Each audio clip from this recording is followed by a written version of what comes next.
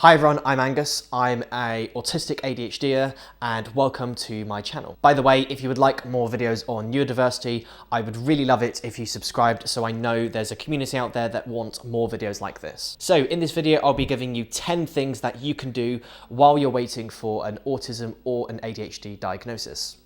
I'm making this video because I have been through the process myself. Last year I was diagnosed with autism and ADHD, and I know that the process is quite stressful and overwhelming, and I think there will be a lot of people in the UK that are both stressed and anxious while they're waiting for their diagnosis. So this is really to help those people that are going through the process. So this video is only going to be for the UK. If you would like an international version, then please do comment below. So before we get into the tips, let's just take a deeper look into the numbers. What seems interesting is that we know accurately how many people are waiting for an autism diagnosis, but we don't seem to know the full extent of how many people are waiting for an ADHD diagnosis. Seeing this is both shocking, but also not surprising.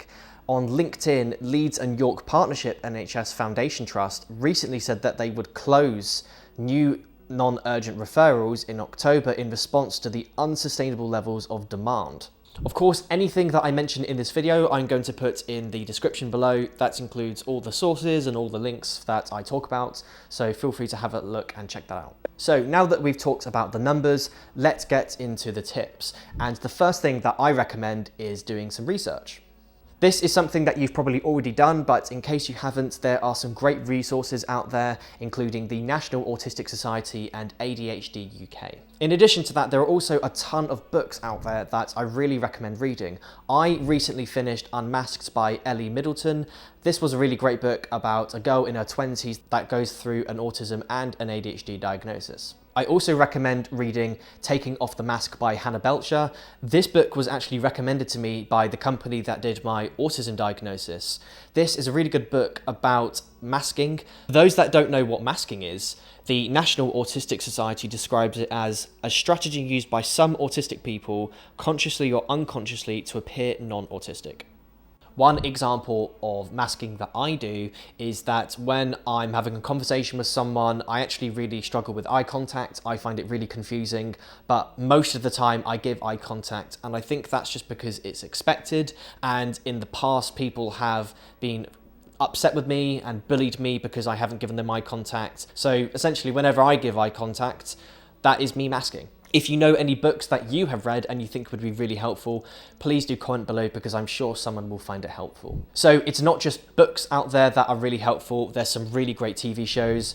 I recently watched Inside Our Autistic Minds. It's a 3-part documentary and it explores 3 young people with autism and about their story. So it's a real world experience with real case studies and I thoroughly recommend giving it a watch. Another show which I really loved which explores autism is The Good Doctor. So this is an American show and I really love how this explores autism on quite a deep level. This TV show really explores the issues of how autism can affect you at work and also the journey that someone can go through. I think it's a brilliant TV show and thoroughly recommend it. So the last thing I recommend doing is getting your family and friends involved. You may find that there are some family members who aren't interested. When I was going through my diagnosis process, my dad told me that I didn't need an autism diagnosis. However, my sister was very engaging, was really interested in helping me and being supportive. You can have 2 people who are close to you and you can have 2 very different responses. So I recommend speaking to friends, speaking to family. So number 2, I recommend applying for either CBT, counselling or therapy. CBT, short for cognitive behavioural therapy, is talking therapy that can help you manage your problems by changing the way you think and behave. So I applied for talking therapies through the NHS back in January this year, and it took them 6 months to come back to me. So I recommend applying sooner rather than later. The waiting list is really long. I also want to clarify that CBT isn't going to give you a definitive answer about your autism or your ADHD. However, it can help you better understand your anxiety and most importantly, how to manage your anxiety. I would also say that it's really beneficial to develop your self-awareness, and to me, that is what CBT does. So for number 3, I recommend self-diagnosing either autistic or ADHD. Now, this could be seen as quite a controversial one, but I think there are quite a few benefits to self-diagnosing. For example, self-diagnosing could be a really great option for accepting who you are and to clearly communicate with people around you that you think you're neurodivergent. Also, I think by self-diagnosing, it might lead to people taking your diagnosis more seriously, and I think that could lead to a really valuable conversation about your symptoms. For example, let's say you think you have ADHD. You could self-diagnose as someone with ADHD, and you could tell your line manager or boss at work, and that could lead to your manager researching about ADHD and better understanding yourself. So for number 4, I recommend applying for reasonable adjustments at work.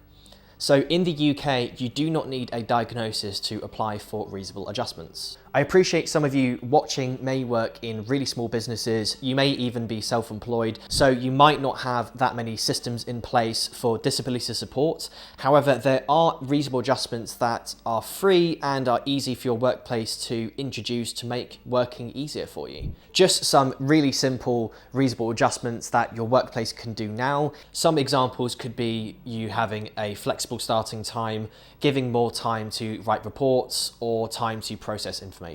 So at work, I have a number of reasonable adjustments to support my autism, ADHD and dyslexia, and they're really helpful. The first reasonable adjustment that I have at work is I have software installed on my laptop for dyslexia. It's called Global Autocorrect, and it just corrects things when I spell it wrong. Sometimes I flip letters the wrong way, and it's really fantastic. I actually made a LinkedIn post just about how effective Global Autocorrect is. For my ADHD, I have a standing desk, so I can move it up and down wherever I like. Sometimes when I'm sitting down, I feel that I want to stim more, so having a standing desk is really useful for that. I also have noise cancelling headphones and stim toys to support my autism. The noise cancelling headphones are really brilliant. I use the Bose Quiet Comfort 2 in earbuds. Those are really brilliant for tuning out conversations that are around me, maybe other noises like hoovering. If you would like to find out more about reasonable adjustments, I thoroughly recommend looking at the Business Disability Forum. Another thing that I want to mention is that some organisations may even pay for you to have a private diagnosis, so I recommend getting in touch with your HR team to find out more. So the last thing I want to mention for this is that if you're going through a autism diagnosis, then you may want to look at this checklist provided by Cheshire and Wirral NHS Trust. This is a really interesting checklist that you can print off, you can fill out, and you can give to your employer. It basically breaks down all the reasonable adjustments that you may find useful. To be honest, looking at this checklist, I wish that I had filled this out when I was going through my diagnosis. So I thoroughly recommend taking a look at this and getting involved. So going on to number 5, you can ask your workplace for a workplace assessment. So I had a workplace assessment at the start of this year, and I had it with a company called Crease Puddle. Crease Puddle are a neurodiversity consultancy, and they specialise in training with neurodivergent people. I had a workplace assessment with them, and it was really fantastic. It was a 3-hour call. It was really tailor-made to me. It was an opportunity for me to tell what I struggle with at work. They produce a really in-depth report of how my symptoms affect me, and more importantly, what my workplace can do to make it easier for me. So for number 6, I recommend applying for Access to Work. Access to Work is a government programme run by the Department for Work and Pensions. You do not need to be diagnosed with either autism or ADHD or any disability to apply for Access to Work. To make you aware, it took me 5 months for Access to Work to get in touch with me once I applied, so the system is quite slow, so I recommend applying sooner rather than later. Also, the last thing I want to mention about Access to Work is the way they operate. So they have a threshold depending on how many people work in your organisation. If you work in a big organisation that has over 250 employees, your employer pays the first £1,000 and then Access to Work will pay anything after that. So for number 7, I recommended joining a neurodiversity group in your local area or joining a staff network in your workplace. In the Bristol area, there's a neurodiversity group called Diverse. I came in touch with them when I was at Glastonbury. They ran a sensory tent and it was really brilliant. The staff were really friendly. They're actually based all around the UK and they do activities for neurodivergent people 16 and above. You may also find that your workplace has a staff network. If you work in the police in the UK, then you have access to quite a few neurodivergent staff networks. There is the Disabled Police Association, there's the National Police Autistic Association, there's the National Police Dyslexic Association, and there is the ADHD Alliance. So if your workplace doesn't have any neurodiversity staff networks, then you can also contact a local union, because you may find that they have access to support for neurodiversity. So for number 8, I recommend practicing self-care. And what I do for self-care is meditation. I thoroughly recommend meditation. It's really helped me with times that I'm quite stressed. It really helps me with self-awareness. So if you would like to find out more about Headspace, then you can get 2 weeks free using the link in the description below. There are so many ways that you can practice self-care. It can be something as simple as taking time to yourself on a weekend or relaxing. So for number 9, I recommend exploring local services. You may find that there are local services in your area which support people who are neurodivergent.